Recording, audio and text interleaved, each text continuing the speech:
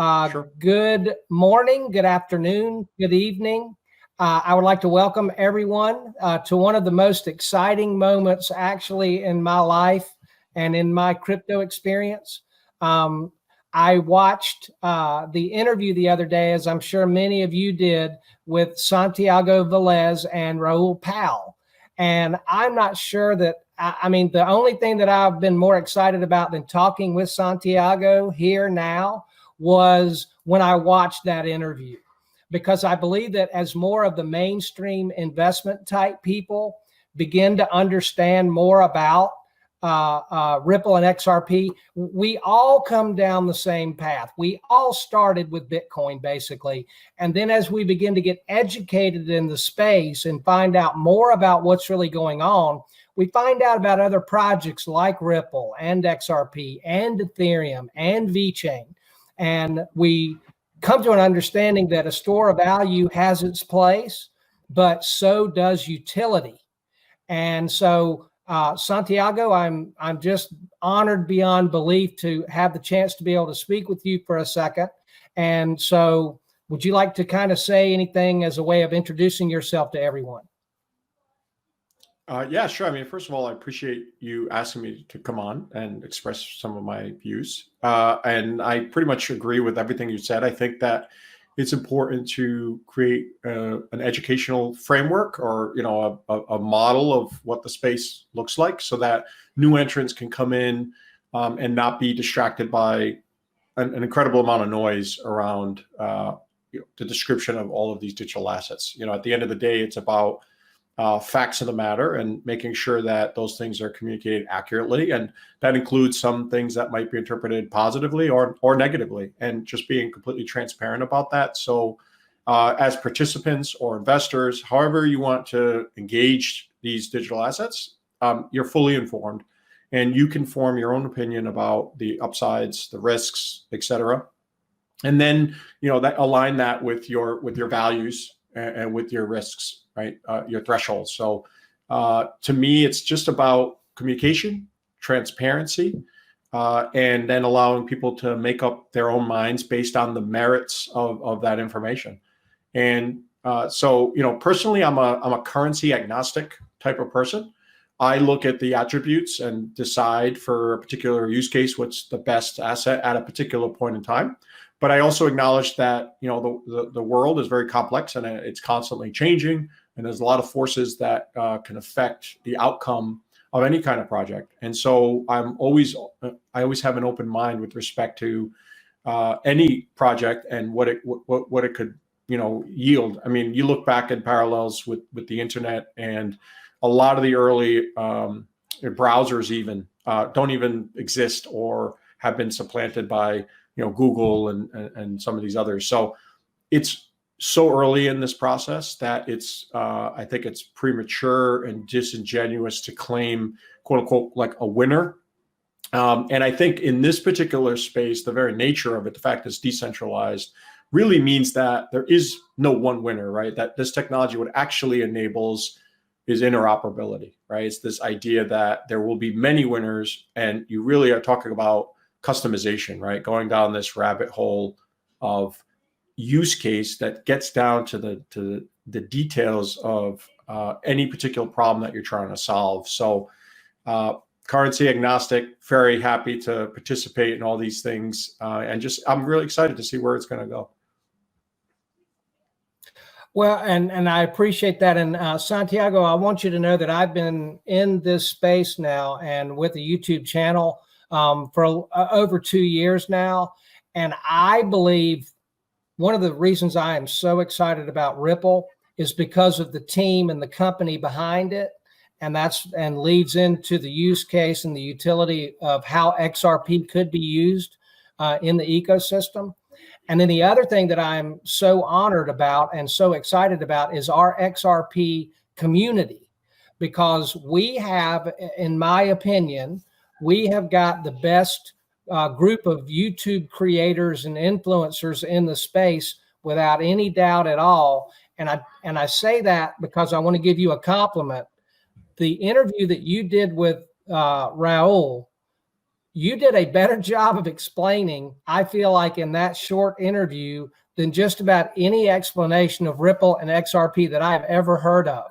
And the service that you did by helping to educate Raul a little bit better on, what is this? Because I know that he's all excited about Bitcoin now, but I guarantee you after your interview, he's got a whole different perspective on Ripple and XRP thanks to you. So I wanted to give you the highest praise on your understanding of Ripple and XRP and your ability to have communicated that to him.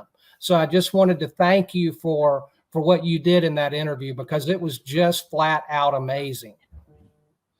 So I really appreciate that. And to me, digital assets, these ecosystems, they're really expressions about people and how people decide to interact. And this technology has kind of afforded a new way for people to behave and interact with one another. And what I would encourage is to kind of raise the level of discourse, right? To bring things to as a professional level as possible for the entire community, right? In the way in which communicate with others, particularly the ones that maybe have negativity towards the particular asset. There's very sophisticated ways of dealing with that message, and it's an expected response, right? I think that we're at a stage in the development life cycle of these assets that create a lot of antagonism and a lot of fear that an incumbent or an upstart is going to disrupt what we're doing, right? Or is going to lead to an unfair outcome or something that someone perceives as unjust. So I think keeping the discourse very civil and professional is the best way to differentiate yourself as a community.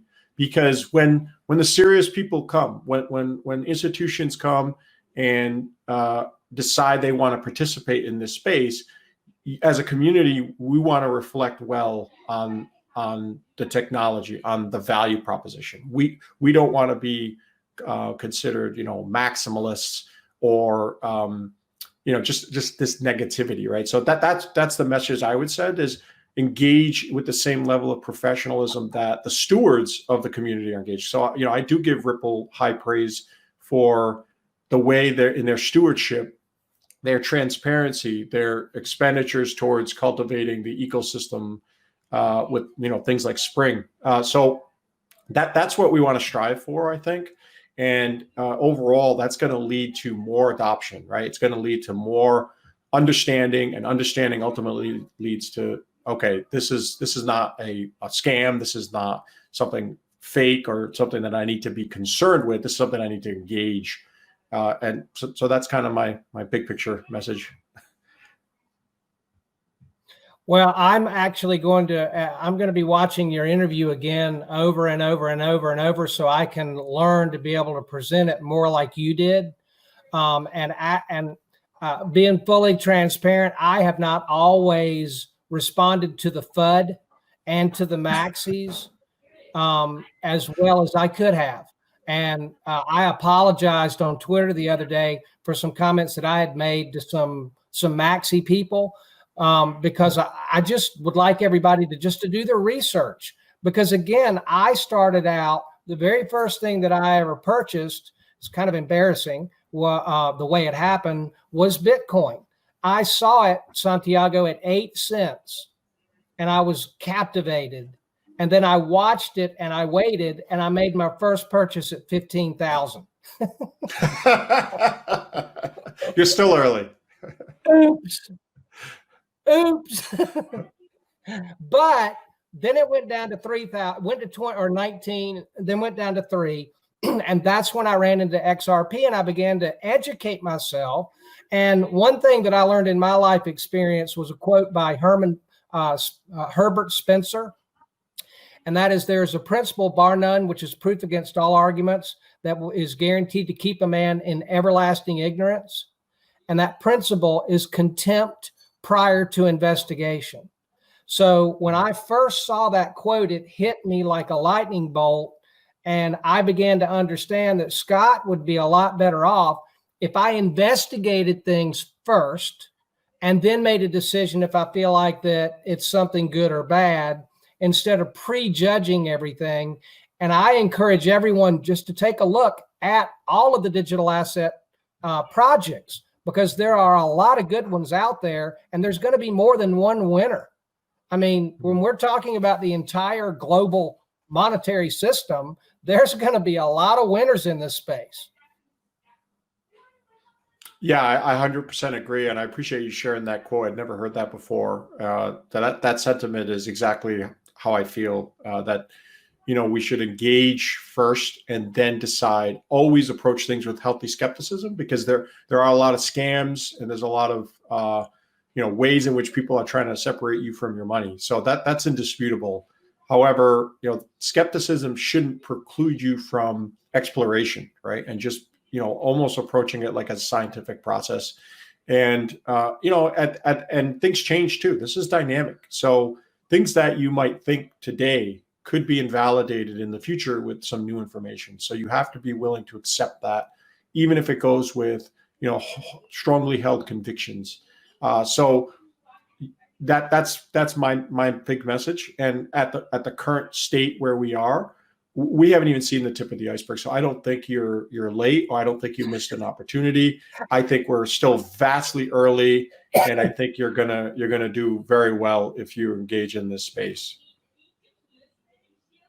I couldn't agree more. And I had a conversation. My parents actually inherited a good bit of money from my grandmother when she passed away, and it's being caretaken by a traditional financial advisor. And he has been very hesitant to encourage them to diversify a part of their portfolio into this new digital asset class. And I'm going to share the video, the interview that I began to have a discussion with him last week. I'm going to share the interview that you had with Raul with him to help be able to establish a little bit better understanding for him, hopefully, if he's open to it. And I'm very excited that I got news today that my brother has decided to pull his retirement account out of that bank, away from that traditional broker, and put it into iTrust Capital, into a Roth IRA.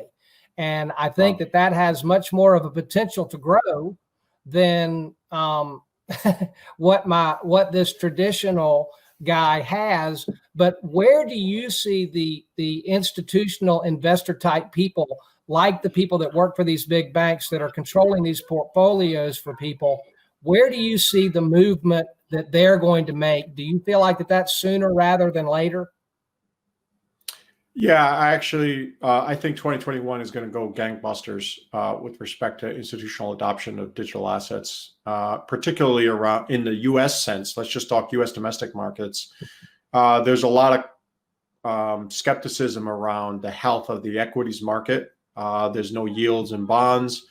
Real estate is doing well, but I don't think you'll see the kind of outsized returns that you will in digital assets. And I think Bitcoin, as a leader in terms of duration, has proven and gone through enough cycles so far that it's not going away. And I think that was one of the primary concerns originally, was they didn't understand it.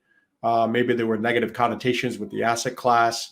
And now I think we're at that point where everybody's coming to the realization that finding yield is very difficult, that things are highly correlated in the traditional asset class space. And this isn't going away. This is, in fact, the beginning of a monetary revolution, a technological revolution. And they're gonna want a piece of that action. And I think they're shaping up in the background the kind of infrastructure necessary to participate in it. So people don't understand that some of these institutions are so big that or have some kind of fiduciary responsibilities, they have restraints, that you need infrastructure to enable them to. It's not like they can just go buy $100 million worth of Bitcoin tomorrow. There's a lot that has to go on in the background first to get set up so that they can manage the asset class properly, right? So that they can hedge against risk. So all those things are being built, right? So that's the part that the average retail participant in digital assets is not privy to, right? Is these these infrastructure builds in the background to allow institutions to come in. And what's really fascinating to me is this is kind of the first asset class where retail came first, right? It's a grassroots-led asset class. It's not driven from the top or some pre-existing, commodities, gold, whatever. This is people built this, right, using code. And so that's in and of itself unique, right? That we as just guys sitting in our homes can participate before a large institution, and that's very interesting. Now, I wish the whole world knew that, right? So that it wasn't just a small class of early adopters in retail. But unfortunately, the way things are promoted and have to be rolled out so that eventually a portfolio manager or financial advisor can get to that point where he can recommend something to your family. It just requires all this back end stuff to be built. So we're, like I said, I'm super appreciative that we arrived so early and we stumbled upon this largely by accident. I mean, I did, and so I'm just grateful. And I do think that someday, let's put it this way: when your financial advisor finally does recommend to grandma or your uncle or whomever to buy a fund that has digital assets under, at that point, it will be a mature asset class, very liquid. Likely the volatility will be significantly lower. And that means the yields are going to be muted, right? You're not going to get the hundreds and 1,000% appreciation because by that point, it's a mature asset class. And in some sense, you kind of want that for grandma, right? I mean, you want her to be the beneficiary of the gains, but at the same time, you don't want her to lose her retirement, right? You want her to have a safe form of income. So I think just fortunate. We're like venture capitalists at $100 a pop. So very, very excited. I'm just grateful. Well, and to be completely transparent, I'm actually more concerned about the dependents because I feel like if they hold on to these fiat assets that this big bank is holding, and I mean, 2 months ago, my dad shared with me that their broker had just put them, and he showed me the size of the purchase of bonds, and I mean, Santiago, honestly, I had a full head of hair before my dad told me that. And I pulled all of my hair out when I saw that this traditional guy had just purchased so much bonds for my dad and my stepmom because it relates to the dependents. And I'm one of them. And I'm like, what is this guy doing? But having said that, I'm looking forward to trying to see if I can open more of a dialogue with him and be able to get him to give me his opinion of things like your interview with Raul. And another thing I wanted to mention, I've been kind of a leadership junkie, and Brad Garlinghouse has impressed me with his leadership like very few people ever have. One, and two, I've always been fascinated with paradigms shifting. And I've been watching paradigm shift kind of as a side hobby for the last 35 years. I've never seen anything about what's going on right now. There are so many different paradigms all converging all at the same time. And I know that there's a good bit of disruption and discomfort that's going on in that change because a lot of times people resist change. Only they don't resist change that they like, but they resist change. But I see a bunch of, paradigms all shifting together all at the same time, like nothing I've ever seen. And I think I got myself positioned to be able to take advantage of this one and ride that wave. So I wake up every day more excited than I have ever been in my entire life, because I'm looking into stuff and I'm educating myself about this stuff and being able to meet like-minded people like you. But do you agree with me that you see a lot of paradigms all shifting together at the same time? Yeah, this is arguably one of the most transformative points in human history. I hate using hyperbole, but that's really the reality of it. There's so many concurrent macroeconomic trends, technological trends, that are all coalescing into, they're coming to a head. And at that point, you're shuffling the cards, right? You have a unique and very small window of opportunity where anything is up for grabs, right? How we organize ourselves as human beings on this planet is really up for grabs. And really this technology, the technologies, plural, that are in the service of solving human problems, because that's what technology is about, are going to be the best positioned to be adopted into the future after this point. Because the legacy systems, in large part, are beginning to show the cracks in the dam. And in the dam, when it finally bursts, we're going to need alternatives, right? And that's why I think a lot of the financial planners don't have these things as options yet, because honestly, I think they're trying to get as much juice out of the old system as possible before it's reset. And these guys are largely in the sales kind of part of the business, right? They're there to push product for the end consumer, which is the retiree, the investor. And we're at the back of the line as retail, as small time individual investors. We're at the back of the line, right? We don't get the option of exiting out or something, getting optionality on new things before the large institutions. That's just the way it works, and they serve their largest customers first, and then everything else kind of trickles down to us. And so this is an inversion of that. And so when you advocate to your financial advisor, hey, take a look at this, he's going to look at you like is this alien technology? What this is another? He's not going to comprehend, I think, what really is going on there, which is you're looking for the value proposition of this asset class way ahead of where he's even been told to sell it. He's not, the people who he works for and he's accountable to, even they don't have an appreciation yet. It's really the people way at the top or way ahead of the learning curve in those institutions that understand its value, and they're not ready to pump it yet. They want to make sure they're positioned first. And that's why I think 2021 is going to be a pivotal year.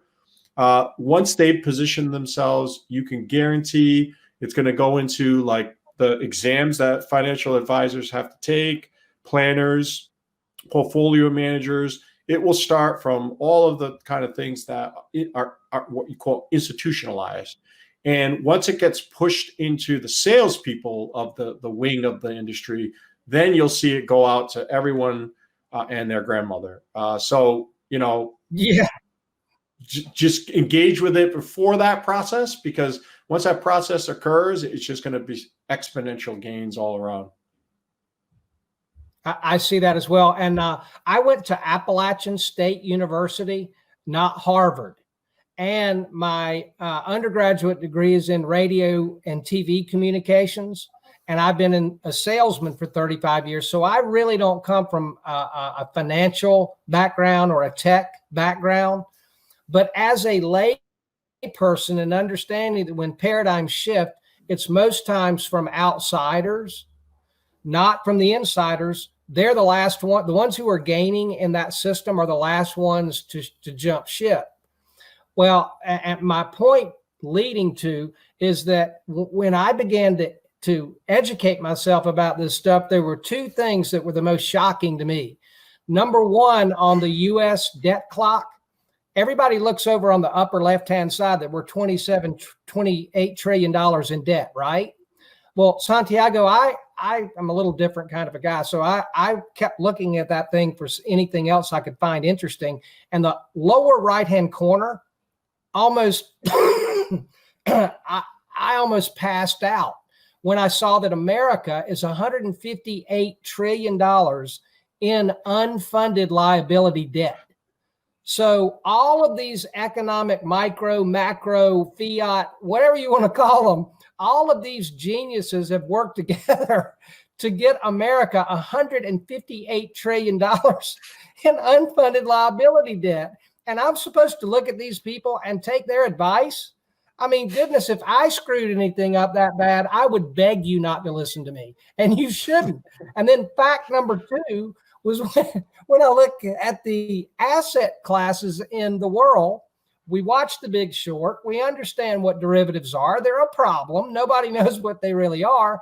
Yet from 2008 till now, these fiat macro, micro, traditional money people have grown the derivative market to between 545 trillion and 1.2 quadrillion dollars. So you take those two numbers, 158 trillion in unfunded liabilities and 1.2 quadrillion dollars worth of derivatives. I mean, am I really supposed to listen to these traditional financial people, or am I better off educating myself? So I don't know how you feel about that, but I'm interested to see what you think about those two numbers. Yeah, I think the fiat in general, because it's unconstrained except with the kind of price of money, the interest rate that central banks decide to charge on their respective fiat currencies. But it's largely unconstrained by any other, measure, right? You don't have to have a certain amount of gold or oil or anything like that. So really what fiat does is it acts as a proxy for value so that you can trade goods and services globally, right? So the US dollar, for example, has this exceptional privilege of being the world's global reserve asset. So that's one of the reasons why it's tolerated to have debt levels that high, because it's still providing a useful function, right? People who are using it around the world and denominating their debts for transactions in the dollar are using it, right? It's functional. So, but the real issue is what happens if they go over the tipping point? Is there a number where it's no longer is it ever going to be redeemable? Are you ever going to get your money back for, like, say, bonds? So I think that's where digital assets, and particularly those that have a very constrained monetary policy in their code and their consensus, offer kind of a unique value proposition against fiat currencies, because fiat currencies being unconstrained, all of a sudden there's a new kid on the block that offers an alternative. And this new kid or a group of kids on the block that you can check into provide a check against the excesses of government. Now, don't underestimate how long they can keep the house of cards going, because for right now, currencies at the macro level, their only outlet valve for excessive debt is devaluation, right? Like if a country like Argentina or Turkey or Brazil prints too much of their currency or has too much outstanding sovereign debt, then their currency debases with respect to other currencies, right? With respect to the euro, the dollar. And so the ability to purchase with their native fiat, their Brazilian real or the Turkish lira, whatever, goes down. And so the impact of excessive printing and excessive debts to GDP is ultimately expressed in the purchasing power of the currency for that country. And so they kind of right now provide a check on each other. And you see these kind of debt crises in different countries. But what I think is going to happen, my reading of things, is that there's going to be a globally coordinated kind of reset where they say, okay, we're all in this incredible over-leveraged position, this debt amount of liabilities, like you said, these unfunded liabilities, but we can't allow our societies to collapse. We can't allow pensioners to go hungry. What are we going to do about this? And this is true in Japan, in China, Europe, United States. All the major economies have this problem. And so what they'll likely do is a reset. It's almost equivalent to like a debt jubilee. So if the currency is the outlet valve for excessive monetary printing, then all they need to do is print in relation to one another in equal measure, right? And so they can print to the point where the existing liabilities are less in proportion. That's sometimes how you get out of debt, is you just print so much that your old debt is worth less. So, the average holder of money doesn't like that because it debases their purchasing power. But from a global perspective, it is in essence kind of a debt jubilee. And so that's where I think they're heading with CBDCs and this coordinated global response to this debt. And I think COVID is an accelerant to that. But luckily you have these alternatives now that are going to do incredibly well on a relative basis, right? Because when we talk about XRP or Bitcoin or Ethereum or whatever, in the market sense, we're really talking about in relation to the dollar, to the euro, to the pound, and in relation to our ability to purchase in those economies, right? So when a Bitcoin goes to $200,000, what are we really talking about there? We're talking about being able to use a Bitcoin someday to buy a home or to buy, a college education or something in some fiat denominated terms. So if these countries do this kind of global coordinated reset and cause this, mutually occurring inflation, and you have these hard assets on your portfolio, you're going to do incredibly well because your purchasing power, your standard of living is going to be preserved and probably even expanded. So that's where I think the, say 10-year value proposition is really, really good. And Santiago, do you believe that the U.S. Is really that far behind in regulatory clarity, or do you think that they've been doing what they need to behind the scenes and they're not going to allow maybe like China to be able to get way ahead in the digital asset game?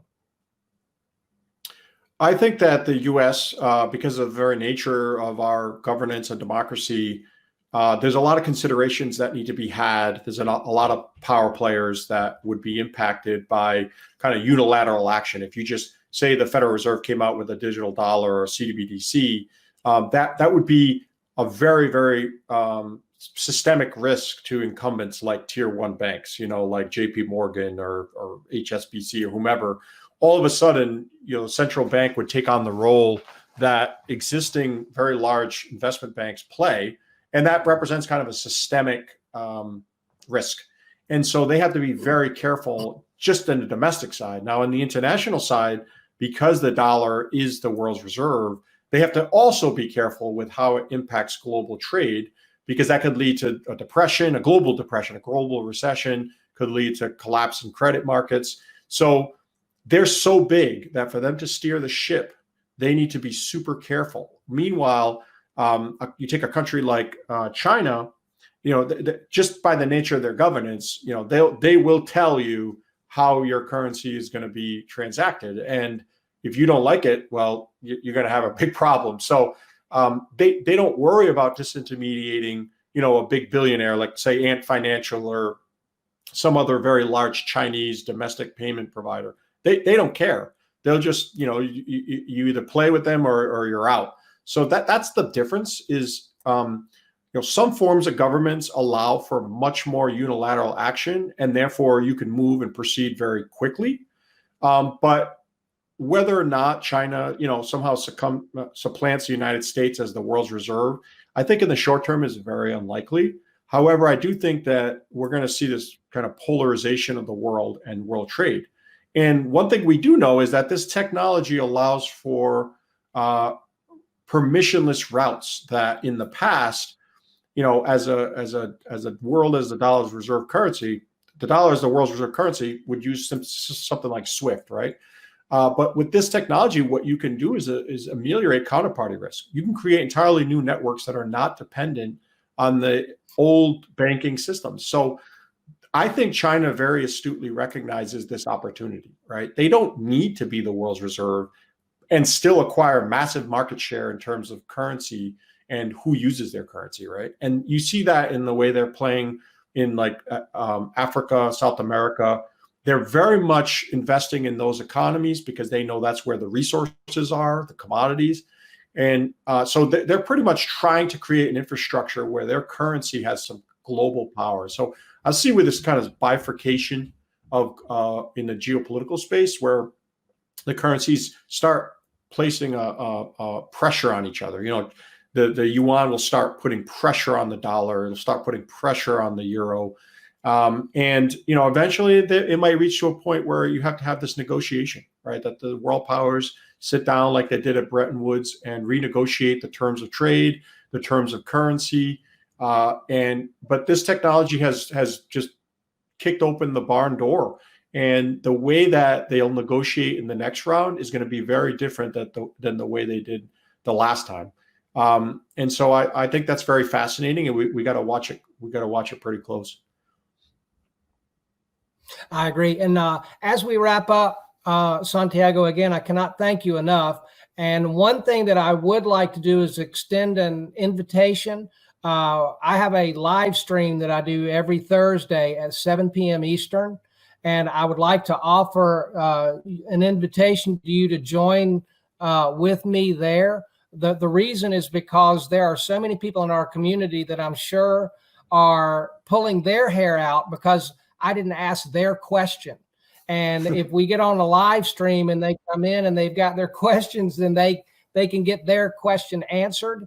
So I'd like to offer that invitation to you. And I would also like to let you know how deeply grateful I am that you did your moment in time video with us. So you have your snapshot of history and joining the other people in the XRP community who have done that.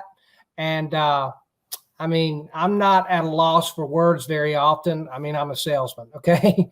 but I cannot find the words to thank you enough for being willing to come and have a friendly conversation with me and to help educate me better on how I can share this more effectively with other people. I'm deeply grateful for that, and thank you. And thank you very much for inviting me out anytime. And I'd love to do the live stream with you. Okay, take care. We'll get that scheduled and we'll let everybody know so that we can get as many on there so they can come in and ask you questions.